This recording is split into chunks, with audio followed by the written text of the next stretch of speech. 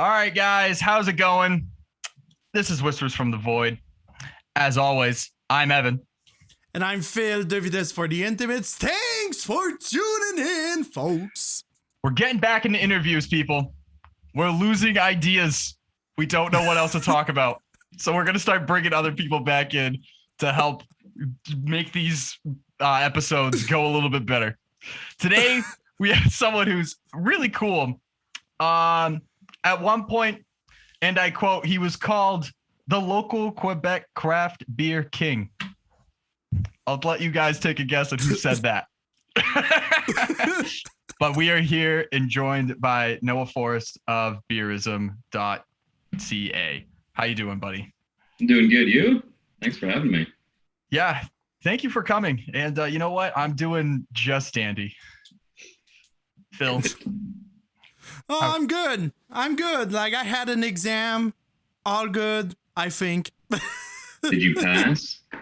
I think, because, like, I got my exam. I think it's good. I will have, like, maybe the result, like, next week. I hope I pass. Like, most of the time I say I don't pass, but most of the time I pass. There you go. Makes it work. So, what do we drinking? What are we drinking? May I drink? You may. Yeah, Drink. Please. of course. Get drunk tonight.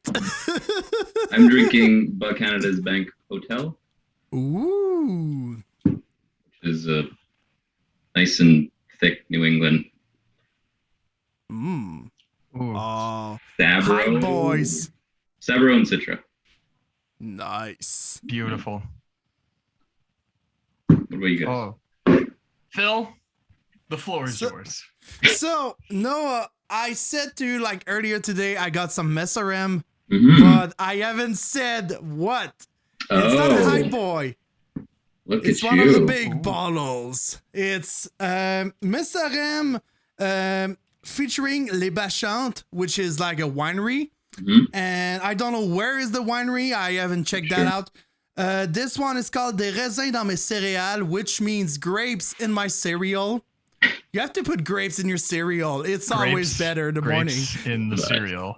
Exactly. Not raisins like 2 raisin bran or something. I don't know what is cereal. I don't care. I don't eat cereal. Not that much. Well, you do today with the bottle that you're about to drink. Yeah, of course I do. So this one is like it's a fouder beer. With it was macerated on Vidal. I think it's a type of wine. I don't know what it Yeah. is, but it's a blend. I love blend. Like, after IPAs, blend are my favorite style of beers. When you blend, like An assemblage or something. yeah, an assemblage. I love it. Nice. So do I have this? So you must be a big fan of Dunham. Rusty Oh, Dunham? yeah. Dodom is so good. À l'affût. À l'affût is one of the best. It's like at 1 hour from me, so I can get some à l'affût every time. Or I just go to my store, like 2 minutes from me, there's a lot of à l'affût. Yeah, their distribution is everywhere in Quebec. So Yeah. Oh. one of you That's in Quebec, and the other one, Evan, you're in the States, right? Yeah, I am in Worcester, Massachusetts. Wow. Yes. So you're getting to learn Oh. about Canadian culture slowly through Phil. Yeah, for the most part. You know, Quebec culture. growing up a Bruins fan, we were told to hate Canadian culture. So it's kind Well. of like a weird dynamic going on. Especially Quebec. Yeah. No, Montreal is supposed that's a getaway, Yeah. you know? But, you know, from what I've learned, a lot of the beer cultures and a lot of things coming out of both places are pretty similar. So it's pretty neat. For me, I have Duclaw Brewing. This is Unicorn Farts. It's a glittered sour ale. Oh, awesome. I got to see what that looks like. It's a 5.5 ale brewed with fruity cereal and edible glitter. Funny enough, I actually had this at one of my favorite watering holes, and the owner just loves it.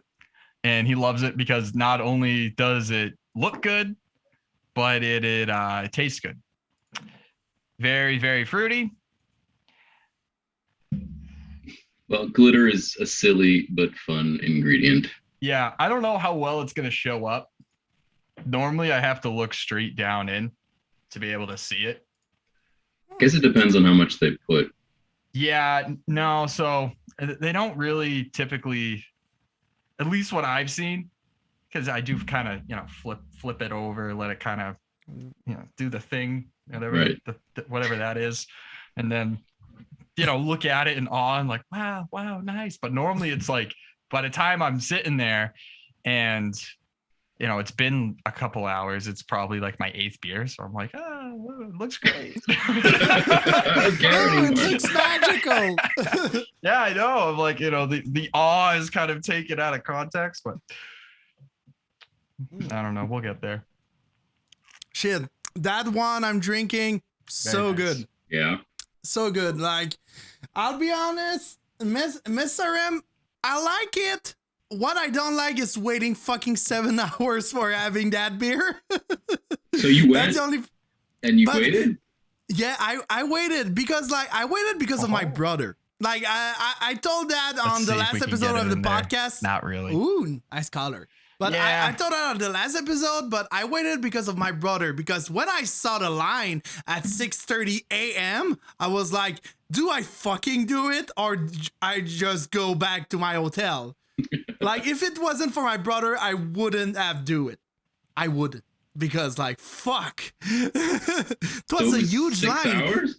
Yeah, like 7 hours or something. And funny enough, like, I've listened to the Vox&Hops episode of Messorem, and the guys at Messorem, Alex and Marc-André, I think, what they said, oh yeah, you will only wait 2 hours because like our cashier would be good and all that. I'm like, dude, that's BS, man. That's just BS.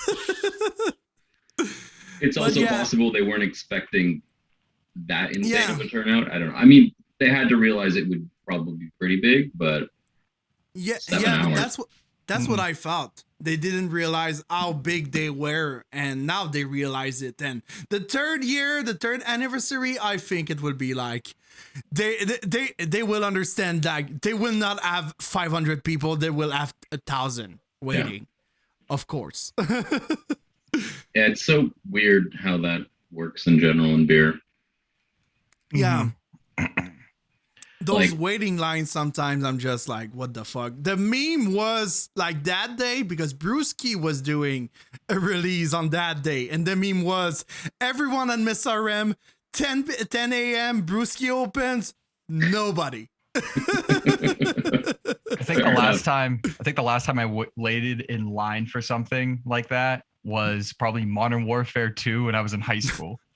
And it was like the disc release, and I went to the local GameStop and I sat there for hours, dude. And then that was it. But I haven't done it for beer yet. But we'll see. It's unnecessary now. I feel like I don't know. I mean, maybe it's just old man me talking. I don't know. But like, I feel like at this point, you can, and sometimes what happens is something new comes out, or a brewery almost like reinvents beer in some way, or there's like a handful of them, like only one or two, and they're creating stuff that's just like unparalleled. And then that drives up these insane lines and all that. You saw that with like Other Half in the States and Trillium and stuff like that. But I have nothing against Messorem. I enjoy their beers. I enjoy what they're doing. Their freaking branding is insane. It's so good. Everything, they're doing everything right. But are their IPAs and barrel aged blends and all that any better than many others that you don't need to wait in the line for? They're not. Like they're just as good, maybe slightly better in some cases, maybe slightly less in others. But it's like it's this fear. I think it becomes this fear of missing out thing where like, well, if they're gonna sell out, I have to try all 13 of these beers that they're releasing so everyone goes. And honestly, like it's fun. Like there's nothing wrong with it at all. People drink in line and it's like it becomes a whole thing and it's cool.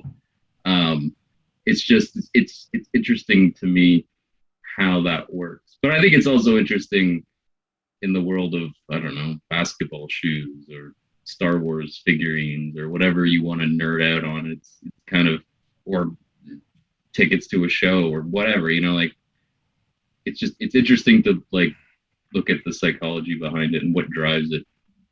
It's definitely interesting. It's refreshing to hear you say that, because I immediately think of Treehouse. Yeah. We have out here in Charlton, literally the next town over. Oh, that's amazing. And it's the idea of they don't actually distribute their cans. You have to go to Treehouse. And so now it becomes a commodity. Now it becomes a destination. Now it becomes something which is really cool. But I've always had this little thing with it where at the end of the day, are some beers better than others, and are they really better than any other brewery, or did they just happen to really hit a nice little, with Julius and King Julius, they hit a nice little mark, and then they were branding themselves, and now they have made themselves a must come to destination. I find that it's the latter in that case. And it's not that they're bad. There's just, I find more often that when I run into people around here, especially, or even closer to there, they're not craft beer nerds. They're Treehouse disciples. And that's kind of how it goes. They don't really know anything else. Well, it's almost as like, I feel like Treehouse is one of the early pioneers for New England IPAs. So I guess what ends up happening is like, people know them, but they don't, I know Treehouse, but I don't know the other brewery that opened up, a mile away that's doing even more interesting stuff, right? But if I go, I'm going to go to Treehouse because to me, it's like they're on this level because they, helped start it all or whatever, when in reality, it's very possible that the XYZ brewery up the street is doing more interesting and maybe even better beer. Mm-hmm. See that here too. Because there's a couple of breweries in Quebec that are world renowned. So when everyone comes to visit, they go there, even though there are countless other brilliant breweries around. I think I saw like a post on a beer group in Quebec. I think we have like 200 or 300 breweries active. Something like that, yeah. Maybe not distributing, but active, like brewing and all. I found that very interesting, very scary at the same time, because I'm like, when will we stop? Like, don't we have enough breweries? I mean, I don't have enough beer. Do we have enough bands? Yeah, no. I don't know. Yeah, we can say that. We can say that. Maybe my question is dumb, but not a dumb question. But I think the answer to that is when people stop making money. That's when we'll have enough, I guess. Fair enough. I think for me, like a good brewery is also, it's not just like if their beer is good. I think it's also if it's not having a good distribution, but if it's accessible. Like for example, Overhop, they are distributing a lot of their beers, not all of their beers. So like you have to go in Saint-Jean-sur-Richelieu getting some other beer that Overhop is releasing, but you can have other Overhop because they are distributing like the Hazy, the Hobman, and other ones like that. You can have it easily like in your beer store or even in the grocery shop. So like I think for me it's one of the best because like I've tasted a lot of Overhop recently because I've been there, and like I tasted and I was like, why are they so good? Why? Like they are not fucking up their beers. They're just not fucking up. Like for me, it's one of the best. Like it's one of my favorite. But I love other ones. Like there's other beer, other jam, like Le Presbytère, which is in a little village, like in Mauricie. The guy that is brewing is just perfect. I talked to the head brewer and also the owner, and just a great guy, great dude. Their beers are fantastic. I haven't had a single thing from them yet, so I will look out for them for sure. I know I recognize the logo, but I haven't bought anything or seen it. If you can go there one day, go there. The guy is very interesting, and also the beers are so good. And what is fun with them? Like, maybe not fun, but no, for me it's fun because like you have the beer on tap, but the beer on tap is not always available on cans, so you can have more beers to taste out. Mm-hmm. So you can have even growlers of the beer on tap, and you can bring other beers on can, and mostly it's stouts. If you like stouts, you will like Le Presbytère. I am a stout fan. If you are a stout fan, you will like Le Presbytère. Ooh, big time. Beautiful. So, Noah, how's the blogging business going, bud? It's definitely not a business.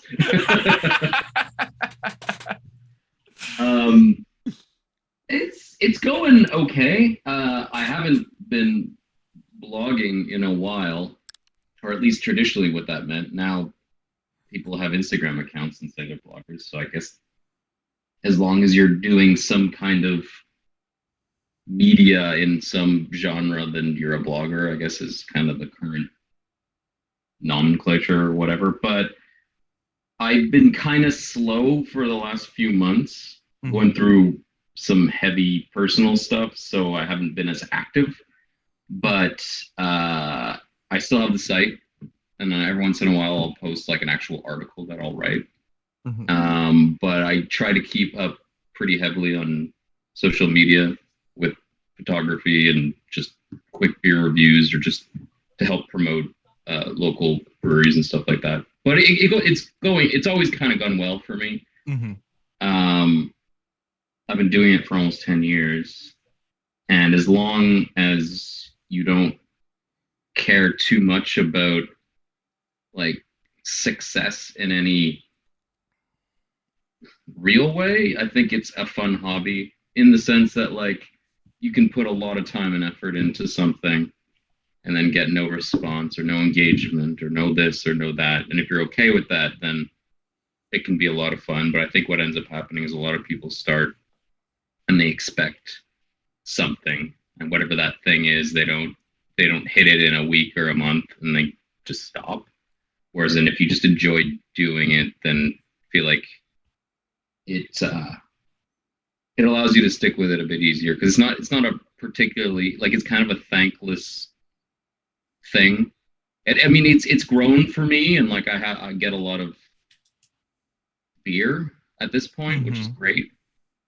So it helps, the bank account not having to buy so much all the time. But other than that component, and I mean, obviously the social component, friends and meeting new people, and like it's amazing. But I think a lot of people get discouraged because they don't have some kind of success in whatever they're trying to measure.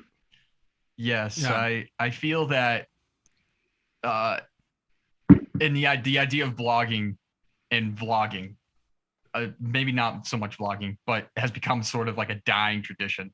Being that everything is sort of now instant gratification. And so even when we do the reviews for Matt, when we review albums, 3 minutes, that's what we got to condense it to. So you can't let it go too much. I have noticed, and I have seen a lot of your other reviews on your socials where, you have your beautiful pictures, which are fucking fantastic. and your reviews, and they're nice, sweet, to the point.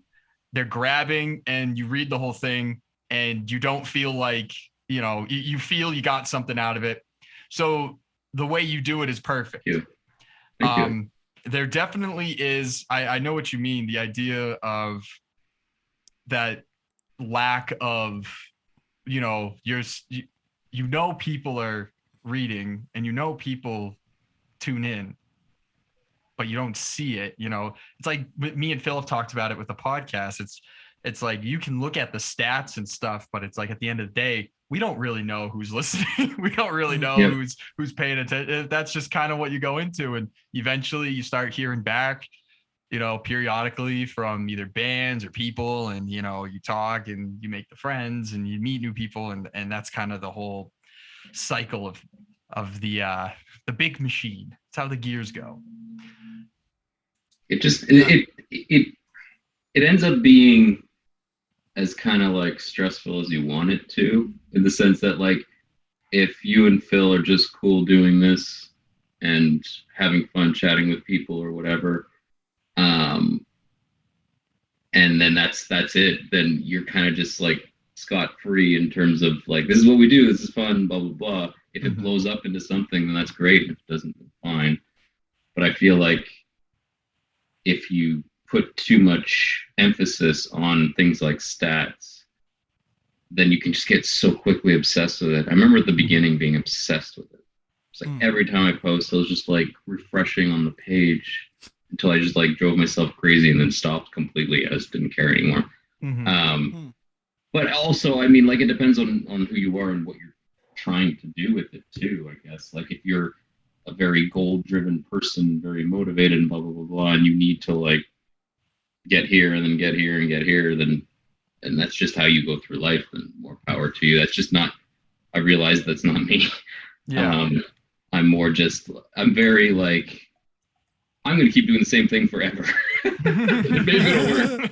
Like I'm very one-trick pony. I've come to that realization that I'm on that kind of routine. I take the same bloody picture over and over, and I write similar reviews over and over. I mean, it's not to say I don't grow or whatever, but I don't put a lot of, I guess, pressure on myself to get to some next level or anything, and it's been fine so far. I think we don't have to put like stress on our shoulder too much. Like if it ain't me broke, and Evan, don't fix it. When we started like the podcast, it wasn't like because we wanted to be popular or because we wanted like I wanted to be a star. to follow to just follow Vox&Hops and have all the views that he had. It's not. It wasn't for that. It was for fun. It was for fun. Yeah. It's just for fun. We do that for fun, and even on my side, even if I do all the editing and all the posting, I have fun doing it. Like I know every Saturday I sat down on my computer, I do it. I have a ton of laugh because I just mispronounce things because I don't pronounce well in English. And I don't pronounce well in English either, so it's always good like that. But yeah, I do that for fun. The day I will do that seriously it's because we have a sponsor. Right. And we do like ad read or something like other podcasts like Joe Rogan, Bill Burr or something. Man, I hope that like we get like the craziest like outlandish like home goods or something.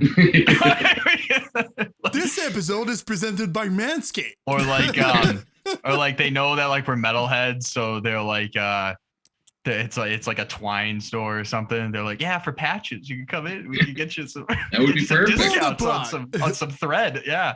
Or like ironing boards or shit. Yeah, I can definitely see that. Talk about some of the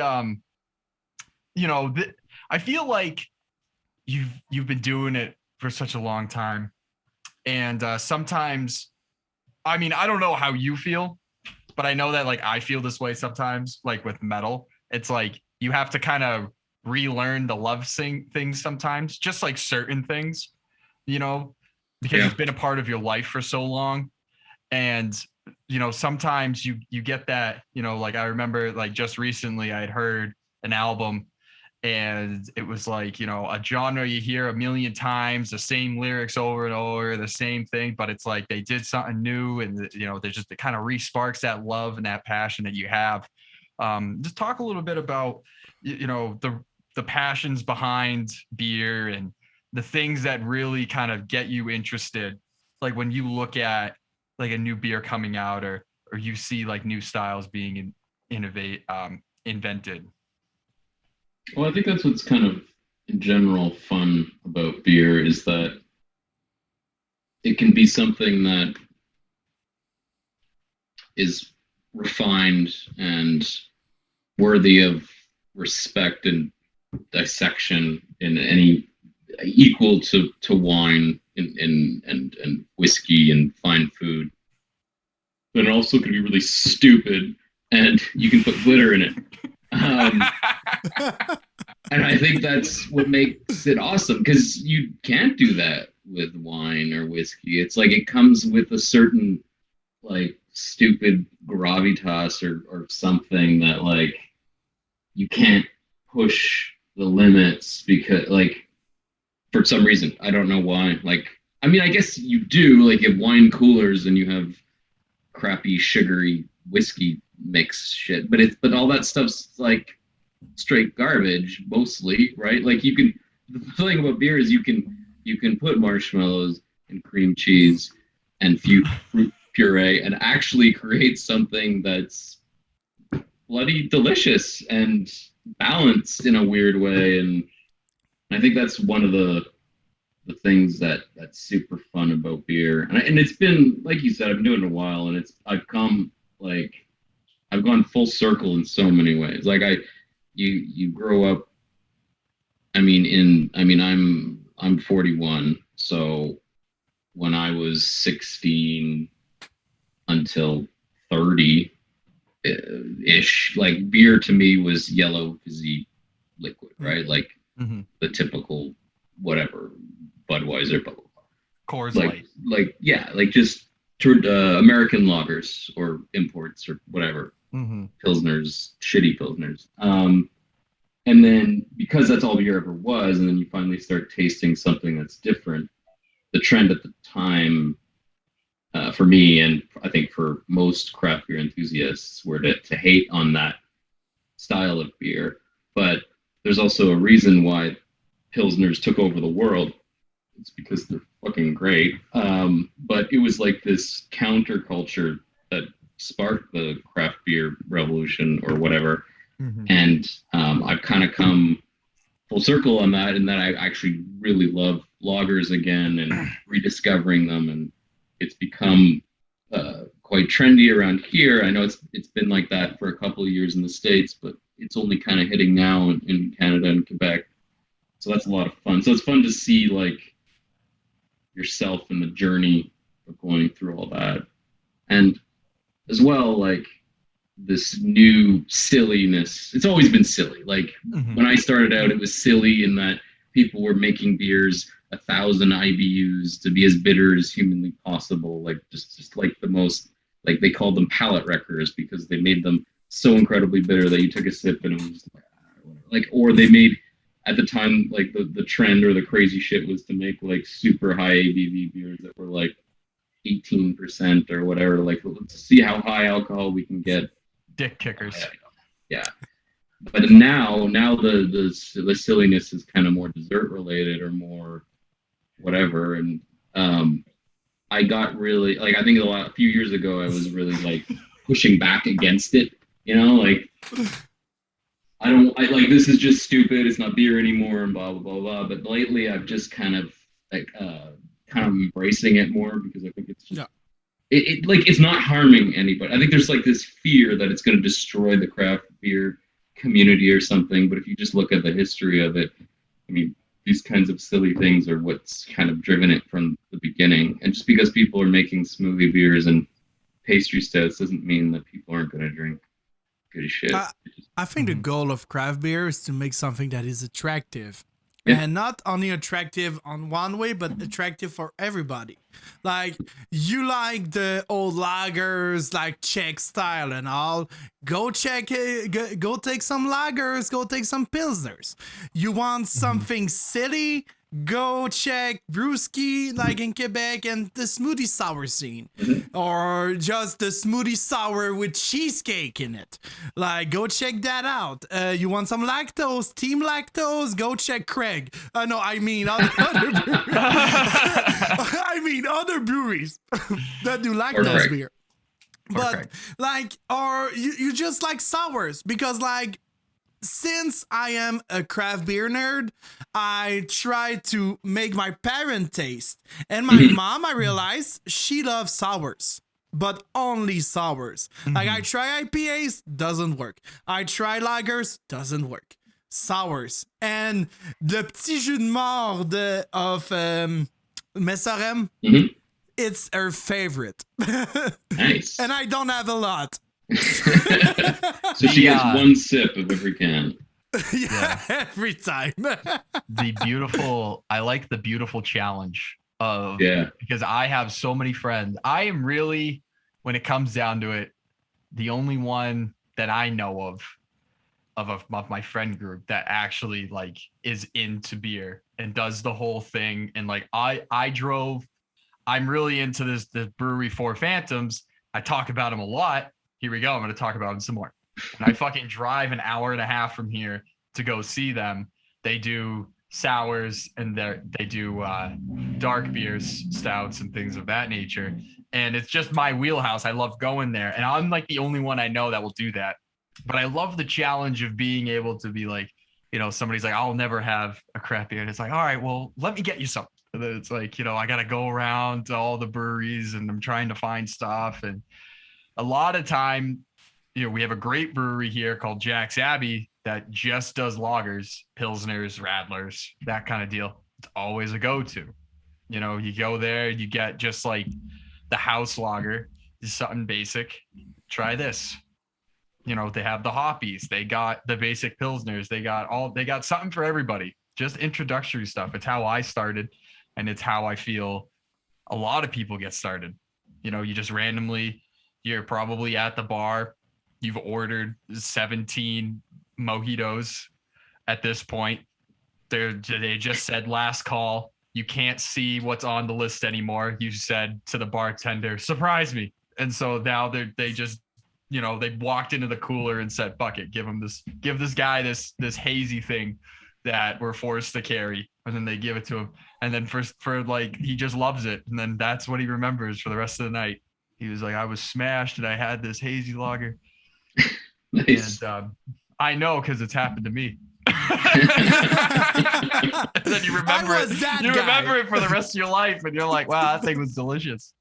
I was that guy. I remember, that's why. When you're surprised by something, it's really something special, you know what I mean? Because like you can get kind of inundated with trying good shit constantly, right? Like when you get to this point where you're like, all I want to drink is like the best of the best, because you've nerded out so much that you can't even appreciate a okay craft beer. It's like you have to go to like these 3 breweries because these are the ones that are making the thing. Like you can kind of get almost embittered by it all. But when you get that thing for the first time, or like you discover something, it's really special. And I think kind of going back to your question from before, like that's what makes the whole thing worth it, is when you try something, you're like, oh shit, this is something new, something I've never experienced before. I think you can get like with food as well. I love food too, and you know, just this guy, like eating something that you're like, holy shit, this cow brain, I've never had anything like this before, or whatever it is. It's just this like almost like revelatory, or like it's like an experience that's almost unparalleled or unmatched, and yeah, it's just fun. I don't know, it's a sensory explosion or whatever. It's always like that. And I think you talk about food, but I think the great parallel is like when you have a great beer and a great food. Yeah, I could say that in my vacation, I've been in Waterloo, Quebec, not Ontario, Evan. Dude, listen, I don't know that there was like, you guys had 17 Waterloos all over the fucking place. You know there's a Waterloo in Iowa? Yeah, Brian told us that. Yeah, like, but fuck? Anyway, like I've been in Waterloo, We need more in a names place called in a place called Robin Bière Naturelle, natural beers. They're doing like barrel age blends and all. And I've tasted one of their beers, which was fantastic, but the best was with the food. I taste the best tartare, the beef tartare. It was the best in hot dog bun. Which In a what hot dog bun. yeah, and we call this in French guedille, like a Glizzy? shrimp guedille. Oh. Guedille. Like we call it that. Let's say it's like we can put shrimp in it. We can put like everything you want. But it was the first time that I tasted a tartare, beef tartare, in a hot dog bun. I was impressed. I was I impressed. guess it's the same logic behind like a lobster roll, right? Like lobster. You have this high-end ingredient and you put it in a shitty piece of white bread. It's like this contrast. I think it's the same logic, but I was like very impressed, and with the beer, it was the best couple. You have a beer from Robin, you have this, the best dinner of your life, the best lunch of your life. Like going Waterloo. Robin is doing great stuff. Yeah, I got 2 bottles. I will keep them for maybe another episode or something. I will keep them, but I love Robin so much. It was on my birthday too. It was on my birthday too, so I was like, oh, let's do it. And I've been to Dunham after that, so it was a day drinking day. It was day drinking all day. Well, the Eastern Townships are amazing for beer. You can just drive around all these amazing spots. Like they're a little far from each other at times, but the region is crazy. Yeah, like Waterloo, you got Dunham like 20 minutes from Waterloo or something. So it wasn't that far. So like I just drank a few beers in Dunham. Like it's funny, I drank 1 beer. I just paid 1. And the barmaid just served me 3 tasters of beer. And she was like, try to guess it. So I was like, okay. A challenge, you say. The challenge, you say, challenge accepted. So like I got like 1 over 3 good. That's funny because like the first one I was like, oh, is it this? No. Is it this? No. Is it this? No. Is it this? No.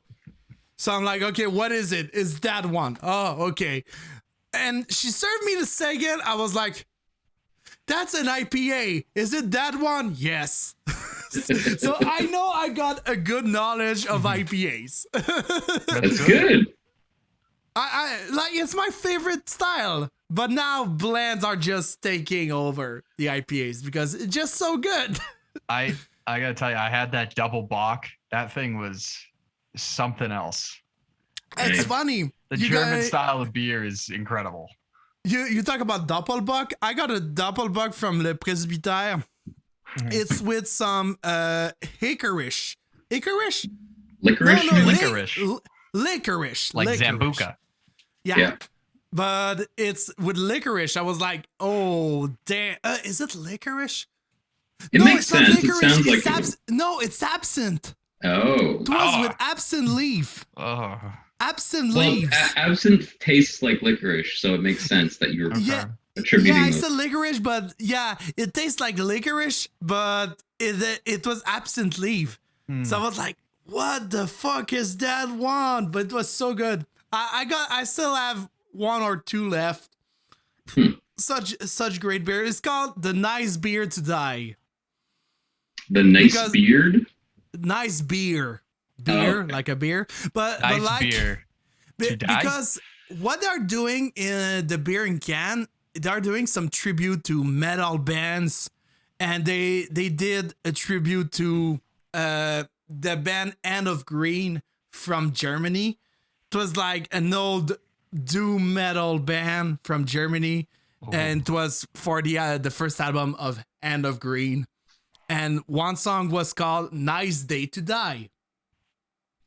So they are just like, they're doing the tribute, and it's called Nice Beer to Die.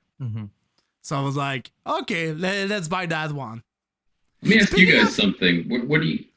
There seems to be this connection between craft beer metal in some capacity, because or at least more so than other genres of music. I Is think there they have. like what's that? What's that about? Like, what's that connect? Is it because we're white dudes, or like what is it? Like, I think it always depends. I think it always depends because like I'm listening to Craig's podcast, the BOS podcast, and I realized that it's not only metal that is involved in craft beer a lot. Hip hop and rap are also involved.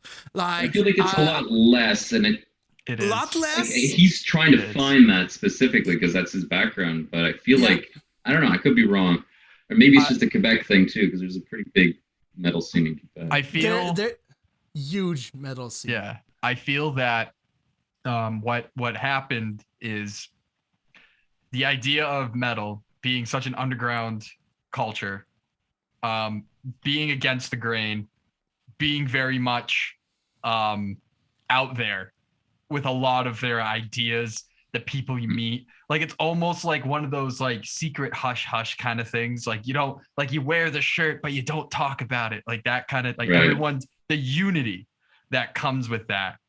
And I would say that beer and beer culture shares a lot of the similar aspects where it's this unity.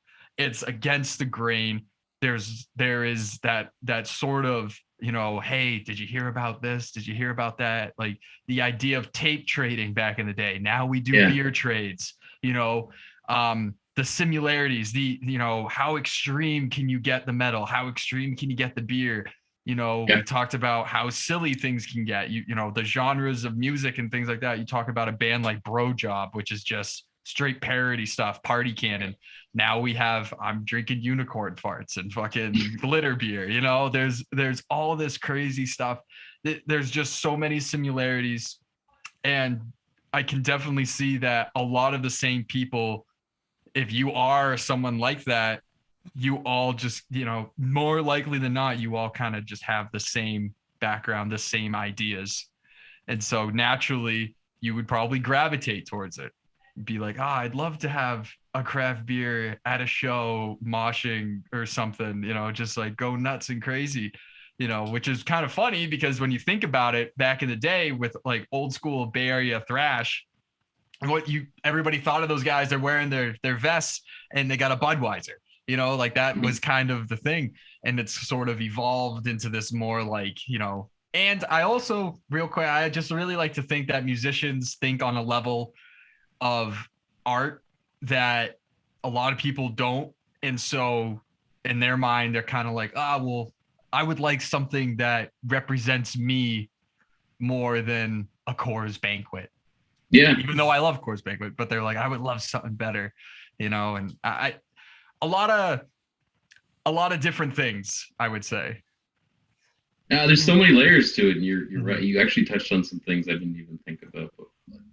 In terms of like pushing those limits to extreme degrees and like the silliness involved too. It's just like let's go for it, like whatever. Let's just do something crazy. Mm-hmm. In the scene, in the metal scene, I obviously there's I don't know a lot about the metal scene, but I'm assuming there's just like this ridiculously like once you're in it, it's only then that you realize like how completely like vast one end of the spectrum you can be on the other end of the end, like all the subgenres and all that stuff. But absolutely, in general, is there a certain acceptance of silliness and like and I'm very interested in the metal scene only because I don't know it very much, and like I've talked to Matt about this too, and like sometimes I'm like, okay, this has got to be like a joke to a certain degree, right? Like there's got to be like when you're looking at some like absurd, like violent like imagery, or I'm like, there's got to like on some level, doesn't this have some kind of like parody or like, and so like I can't. It's so interesting to me because I can't tell where one starts and the other begins because it's being an outsider. It's so like intertwined, like you know what I mean? Because like some of it just seems absurd, and then some of it seems like it's taking itself seriously, and it's like where does one end and the other begin? I think there's very much, I don't know how Phil feels about this, but I definitely agree to the unsung sort of rules that go along with being in metal. How naturally you can have your grievance about whatever, but being the lyrics and being the extremities and you know, as crazy as a lot of the subjects are, a lot of people more or less just enjoy the idea of it being extreme and it being shocking, sort of like liking horror movies. Yeah. But would you ever actually do it? I think like 99% of the time it's no. You wouldn't actually go out and kill somebody like you heard in a Devoured song. You know, it's just it's that idea that you have this culture and definitely these aspects of life that are just so shunned by society, but you could come together with these people and you're just like, oh yeah. I mean, as far as silliness goes and stuff, there's definitely, you got elitists, but you got elitists in everything.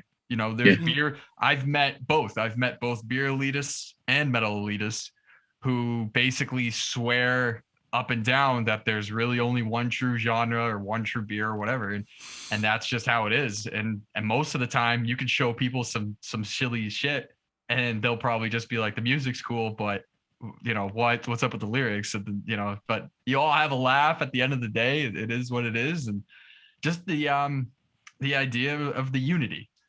Yeah. You know, Yeah. And I mean, like, when I was really into new metal when that whole scene dropped in like the late 90s, early 2000s or whatever.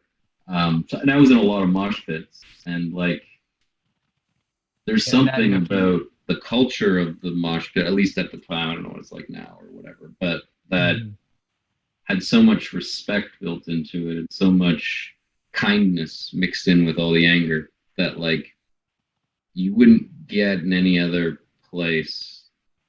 It's like the idea that you're bashing into each other and you're living this like this vicarious anger allows you to almost like just almost be kinder to each other because of that in some weird way. And I guess that kind of like to a certain degree sums up, at least I mean very simply to me, and like the genre in general a little bit, because like most people seem really kind. It's like a form of taking care of your mental health. Yeah. You know, almost a medicine. Yeah, like it's funny because there's this phrase that I heard a lot with metal. It's like metal, some people think metal music makes you angry. For me, because it's angry, it makes me calm. Yeah. Because I have a lot of angry emotions in me. I need to get it off. I need something that is angry to just put it off. Like for me, when I hear some deathcore and some death metal, and I'm just like moshing with myself. Everyone thinks I'm an idiot. I'm like, fuck, I don't care. fuck. Like for me, it's liberating. Like I want to go back in shows and just do the best mosh pit I want. Like I wasn't the best fan, the greatest fan of mosh pit. But now, because of the pandemic, I will just go in the mosh pit and just move. I just want to move and just liberate myself from all this world, all the world that is around us. I just want to liberate myself for one night, and that's it. Like metal, that's a liberation I have. It liberates me from all the angry emotions and all the sadness of this world. Yeah, for me, it's that. Definitely. You know, and then it even goes further than that. There's the feelings of isolation, feelings of depression, anxiety, different things. A metal offers, even hardcore, you know, you offer such a wide range. You know, people who are activists and you know, activism is very big in metal. And so, you know, a lot of people that you try to get ideas and you're trying to think about how you feel about things, and then you listen to like a certain band, and then you finally kind of comes together. And you know, but definitely, you know, I'll listen to all sorts of music depending on my mood. You know, anything from like the old 70s rock to Frank Sinatra down to Archimendous, the doom metal. And there's definitely degrees of metal that some people would probably never go to. Doom, grinds being some of them. And there's some people, they love it. So yeah, it's very it's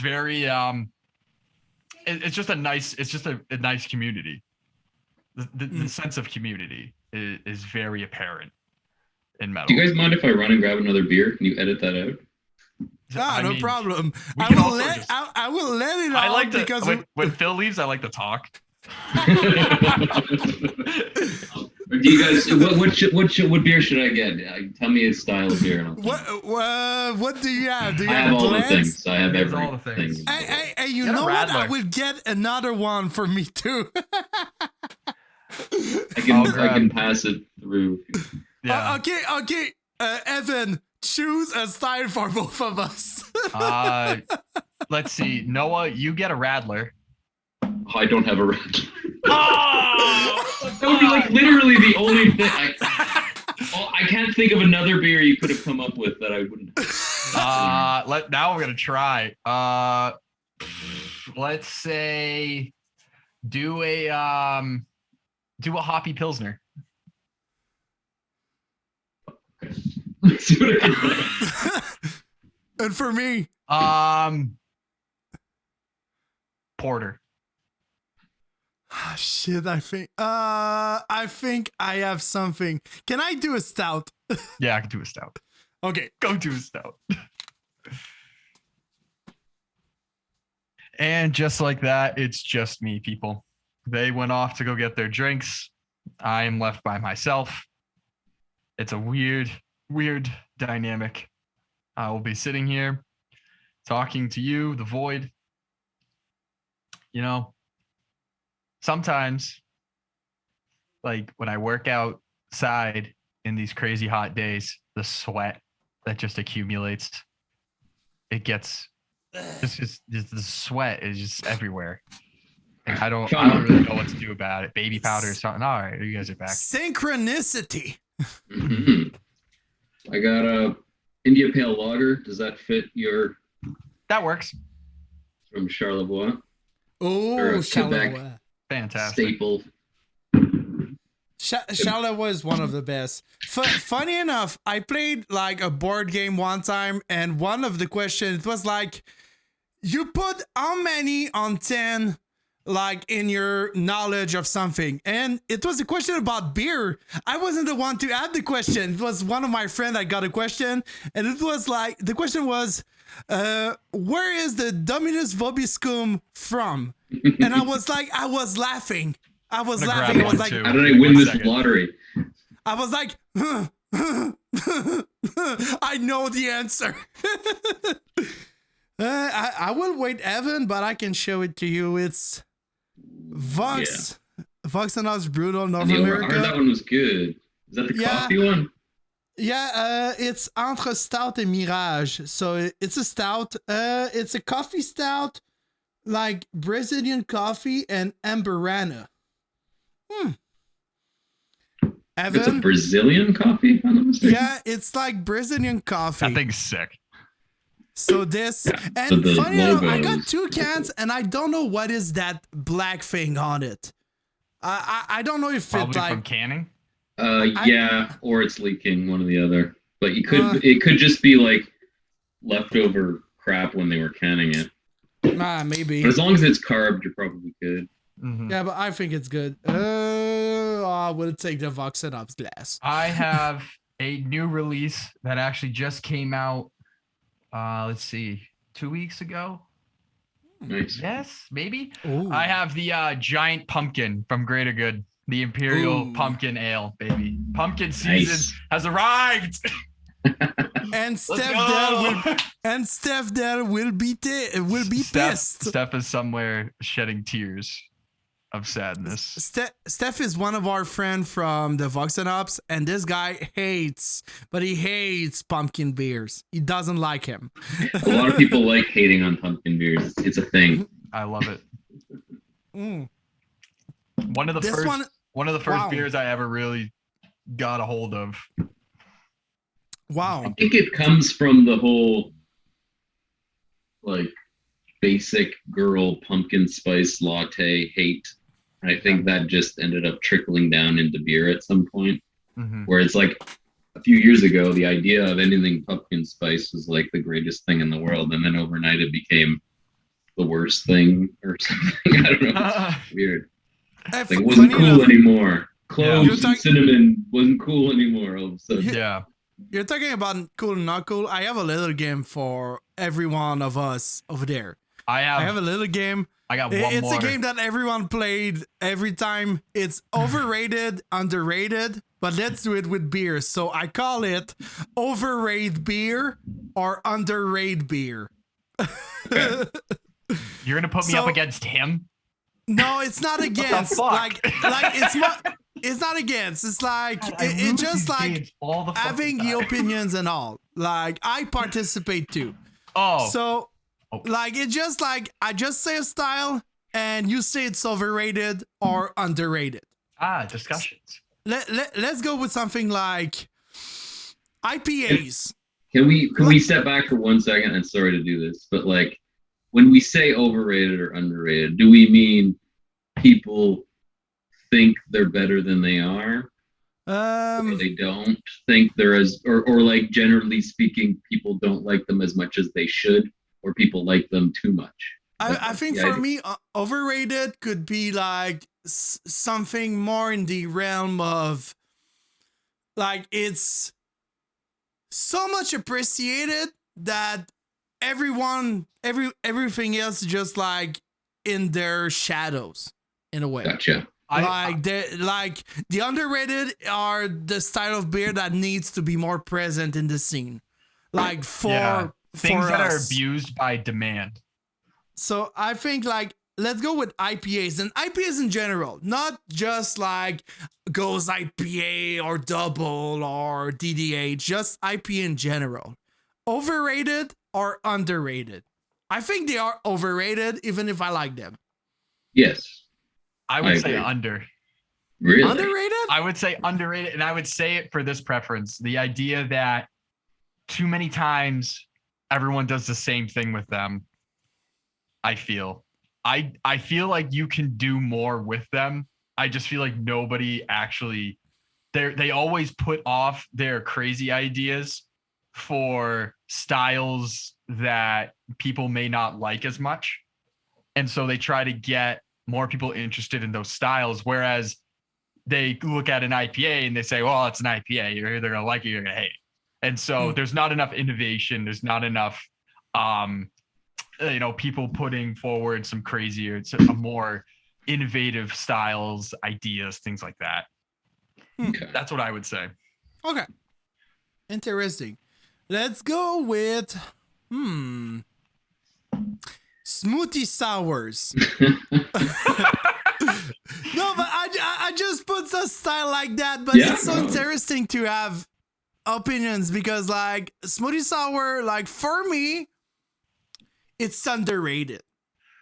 I would say overrated. Okay. Because, well, one, you have to choose one or the other. But smoothie sours are the thing that's super popular right now. Yeah. So everyone wants them. Everyone's going out and getting them. People are kind of waiting in lines for them, blah, blah, blah. Whereas, to me, I like them, but I don't find them any better than any other style. So I think right now they're overrated. In a couple of years, they might not be anymore. I would probably say overrated. I probably have had one in my life though, so can't say. Very tasty. Yeah. Funny enough, I say underrated because, like, for me, the like I just know the Quebec ones. So there is Brewski that is doing it. Messorem tries to do it. Some other people, like I think Emporium, make them too, but I think they make like one of them. But I think it's a style that needs to be more there. But I think you can explore more than the smoothie sour with cheesecake in it and some coffee and a shit ton of fruit and fruit puree and all. I think you can do so much better, so much more. And I think it's like IPAs. Like in a way, IPAs before were underrated for me because you were not discovering a shit ton of IPAs. Now you got it all. And maybe you have still more to discover, but I think you got it all for me. Like, there was one time IPAs was IPAs, and now you have triples, doubles, DDH, TPH, QDH, whatever. Now you have it all, at least, like, most of it. With Smoothie Sour, it began. For me, it began. It's overrated for some. I think it's still underrated. Maybe like in 5 years, it would be overrated. You will have explored everything of smoothie beers. Man, I got glitter in my pumpkin beer now. No, damn. This is new and innovative. You have to rinse your glass. It's not much. Or you have to get like a few glass like me. I have like 4 glasses. Dude, I have 4 glass in front of me. I have glasses. I just don't want to clean them. Fucking, it's a pain in the dick. God damn. You got a camping trip to plan. Yeah. Okay. So let's go with stout in general. Overrated? Underrated. Underrated, yeah. Underrated. Like, if I was going to say pastry stout, I would have said overrated.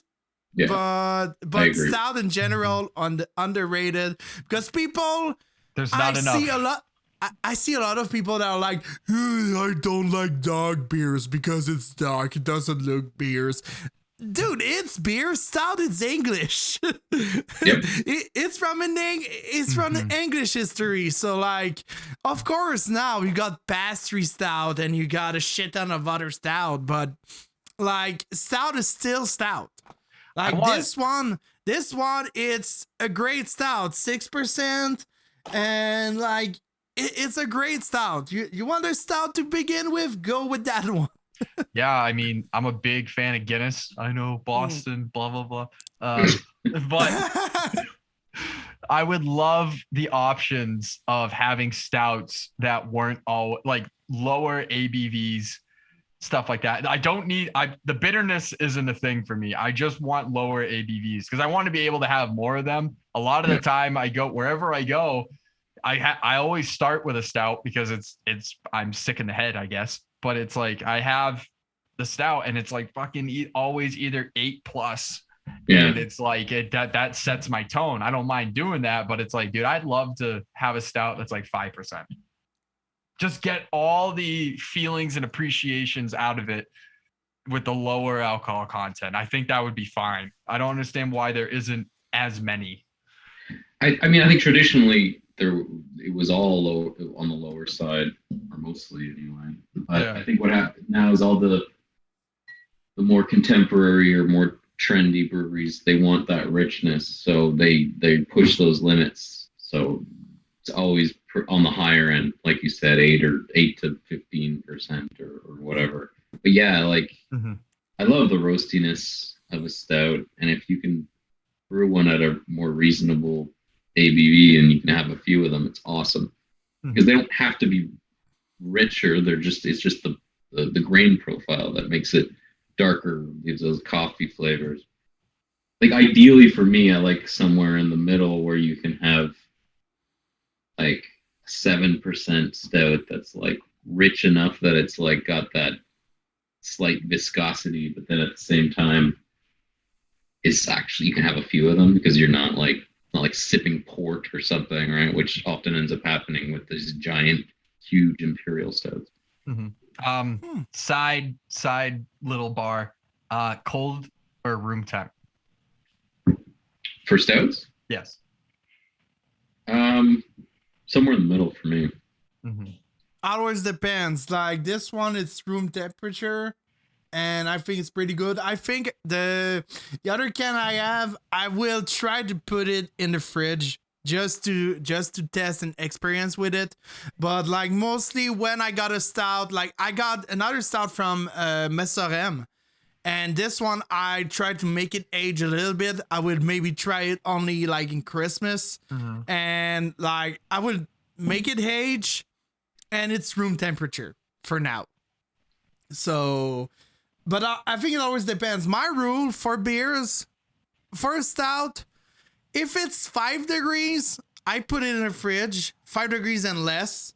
If it's like 6 degrees and more, it depends of what you want. If you want to put it in fridge and after that you want to get it out of the fridge like for a few minutes or a few hours, you can do that too. This one was room temperature, so it's pretty good. I would try it, put it in the fridge just to see if there's a difference in the taste. I tend to do higher ABVs cold, and then the closer back down they are, lower ABVs, I'll do those warm. Really? Yeah. Funny. That's interesting. Yeah. What's the idea behind that? I find that I always did them room temp. And so I was like Matt. And so I would always order my stout to start. And then I'll get something else and then wait for it because it's always got to be cold. And what I started to notice was around, call it 9.5, the richness, bitterness, and a lot of profile, because they're typically coffee, they're typically chocolate, like they got like real strong profiles.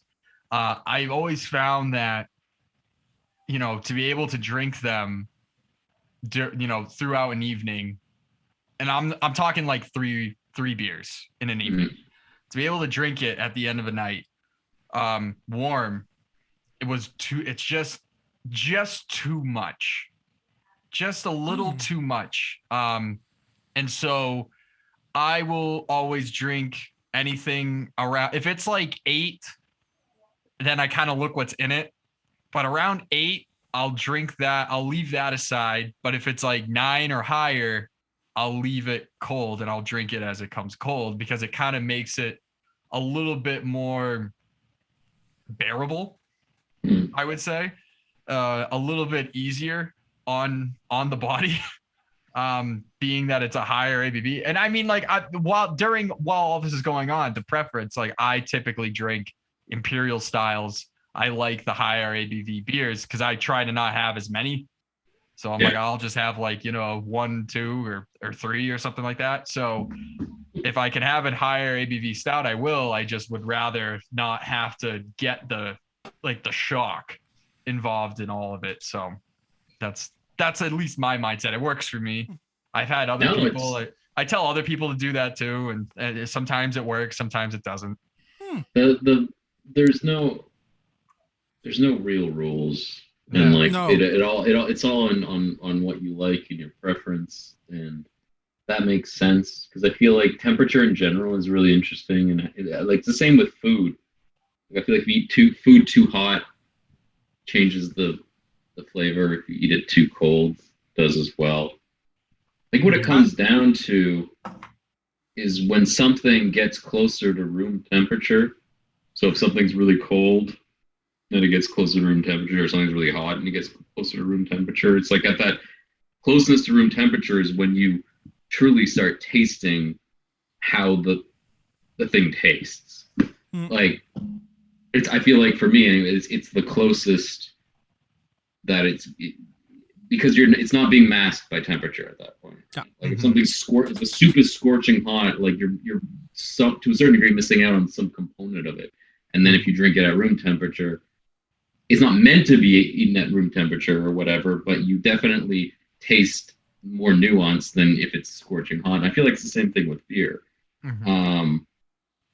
And like lagers and sours and tend to be the best cold, but I think that's mostly just because they're in your head. You're thinking refreshing, right? You're thinking hot day. You're thinking, I want to drink this thing and it's cold and it's going to make me feel blah blah blah blah. But I think those beers do fine at lower, as long as they're made well. They do fine at a closer to room temperature. But it's like the expectation in our brain is that no, this thing needs to be ice cold or else it's not as good. But as long as the thing that you're drinking is well made, I think anything at a baseline room temperature is going to be fine. It's just maybe it's not designed to be consumed that way.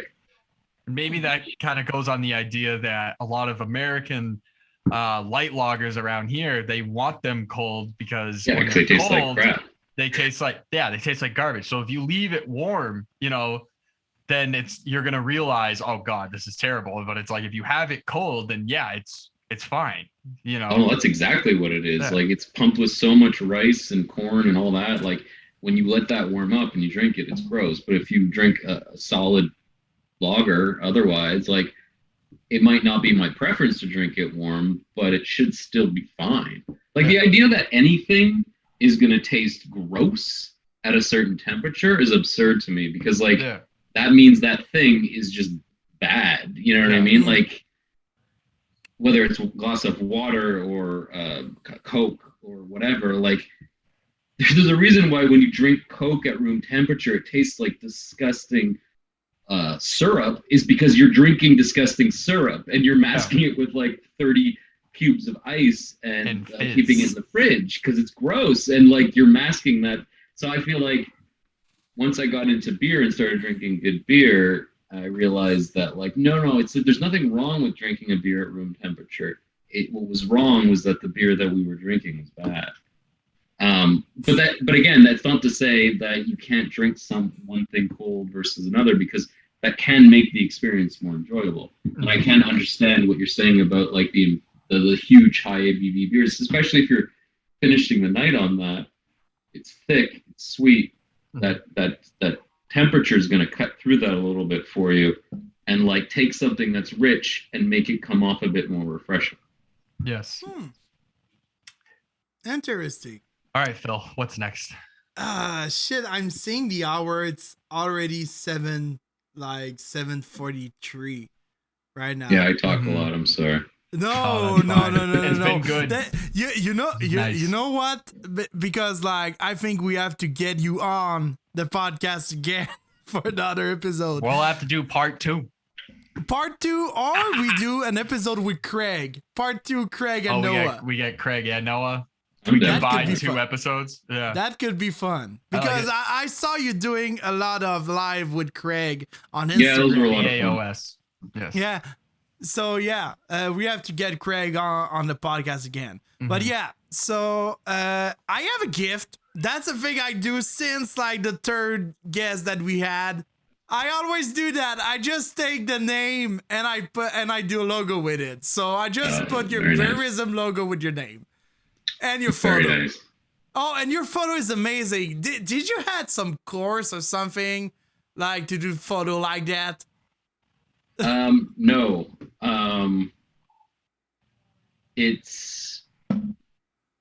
It started with my friend, like, so the blog's been around for a long time, and for the first, I don't know, 4 or 5 years, I would take photos, both like most other people, and with my phone.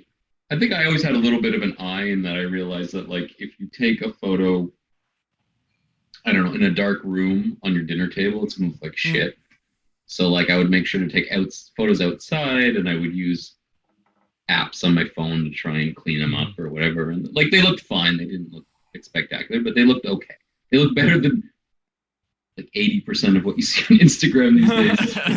Like, people are pretty awful. But then I think that problem was like, I was talking to a buddy who's a photographer about like the stress of having to drink the beer outside on daylight hours and then like winter coming. And I remember, like, anytime I wanted to do a blog post, it was like, okay, well, I have to crack this 12% stout at 1 PM, and I have kids to take care of, and I have to go outside into the snow and put it on a table and get the light. You know, I mean, like, because otherwise it really just looked awful. So then they suggest, like, hey, why don't you just get a photo box? And it's super easy. It's cheap. And so I went on Amazon and I bought, it's basically just it looks like a little tent, and it's white, and then you have 2 lights on either side, and then you have a backdrop. And I ended up falling in love with the black backdrop, and I got myself an okay camera. It was nothing fancy, and then I started just playing with it and playing with it and playing with it. And honestly, like 80% of why that looks good is just like post editing stuff, like. The black, you know, like where you see the black leading into the gray, that's just a like vignette, and then like I go in and take every one of those yellow pieces and cut them and then make them more yellow, and I take the whites and I cut them out and make them more white, and then like that bottle in the middle where you see the like kind of like black straight down there, like that's going in, painting that by hand all black. Yeah. So it's a long process that I just end up being Yeah. very obsessed with over time.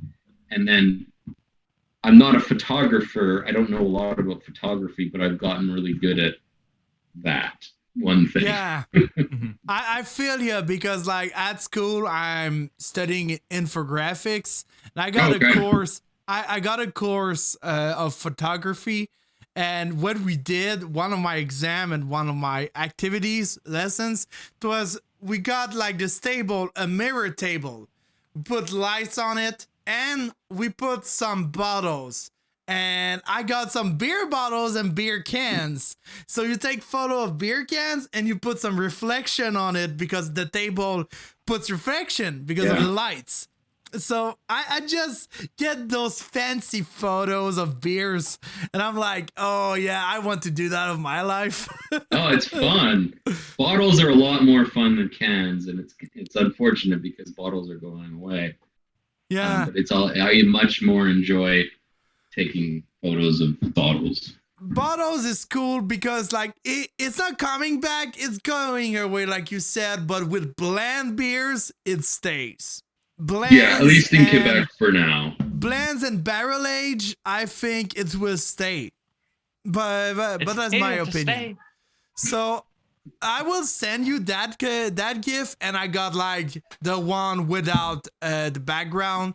So if you want to use it for something or whatever, you can use it. I just do that like as a GIF. It's not an obligation to use it. Like no one used the logo I sent, so I don't care. Just do that for fun. I use mine on Zoom. Oh yeah, there you go. On Zoom. Okay. Where's your icon? Where's your logo, Evan? No, you use it on Discord. Discord. Yeah, not Zoom, because Zoom you change your logo. I had the one that you made of Matt. Yeah, I made that live for fun. That was back in like April. Yeah. Wait. 2 years. April 2020. Yeah. But yeah. So, shout out time. If you have a shout out, Noah, like it can be a band, it can be like an album, it can be movies, or it can be YouTube channel, podcast, or something. Whatever. Well, so I could actually sit and talk to you guys all night, but as I was saying, I've been going through some personal stuff, and it's made me I don't know, I feel like I've fallen off of music for the last decade or so. Not entirely, but like, well, I'm sure you guys understand this, but like you get like at certain points in my life, it's just like you get this bug for music, and you go down these like rabbit holes of like you discover something and you discover something else, and then now you have like these 4 albums that you have in a rotation that you're like obsessed with, and it's like almost like the honeymoon period of a relationship, in that you like it's like familiar enough that you remember components of it, but it's also not, you haven't listened to it enough that you're bored of it. And it's like that sweet spot of music or whatever. Anyway, all this to say, I've been listening to a lot more aggressive, angrier, I don't know, angrier, but just like more bands that are kind of fall into the category of metal or hardcore or whatever. I never know how to classify things anymore, to be honest. So there was a band that I was obsessed with towards the end of like the new metal scene. I don't know. Is the new metal scene dead? Like that? I don't even know. No. But like, No, like it changed at some point, right? I'm guessing it went through quite an evolution. Tetrarch. We actually reviewed their latest album. They're new metal. They're killing the game. But like check that out. All right, I will. But then I also imagine like people would argue, oh no, that's not new metal, that's hardcore, or that's not this. That no, or is it pretty pretty Yeah, clear. but what is the band that you want to shout I'm sorry. out? Anyway, all this to say, the band that I was listening to is Glassjaw. I don't know if you've heard of Glassjaw. Oh yeah. So they Hardcore. have a new EP, and I was listening to the two first albums that I had listened to literally 15, 20 years ago, that I still love. Mm-hmm. And then I realized, they took like a 15-year hiatus, and then they released something in 2017, and now they have an EP that they released in 2020 called Coloring Book, and it's 6 songs, and I've been had it on like repeat for a week and a half, and I'm obsessed with it. Yeah, Glassjaw, good band. I would say more in the hardcore scene. Because I remember them vaguely being like Converge and I don't know. If I'm probably wrong, but the hardcore scene in Boston is still pretty much alive. So it's like we also have a big pop punk scene, but I'm not going to talk about that. Yes, great band, love them. Yeah, there's something about his vocals that really just always blew my mind, in that like he could go from melodic to screaming, but like so many people do, but he did it in this like chaotic, weird, all over the place way that like really spoke to me. Because like I think I've kind of come to the conclusion that I don't end up loving kind of, I don't know if this is the right term, but like cleaner music, you know, when you have someone who's clean like vocals, like, I'm going to do this melodic thing. Now I'm going to do this screaming thing. Now I'm going to go back to, you know what I mean? Like I've always enjoyed that like weird range of like finding that in between, like even what like Fred Durst was doing at the beginning, where he was like screaming, but then up and down, and it was like all over the place. And I forgot the lead singer's name of Glassjaw, but he's done countless side projects of like, last week I discovered he did this like 80s retro new wave album. It's fucking killer. Like Nice. It's amazing. And like he's a great singer, obviously, but they like the first album, Clash, like he is screaming on a level that is something. I mean, at least to me. Have you ever heard of a band called Every Time I Die? No. Check them out.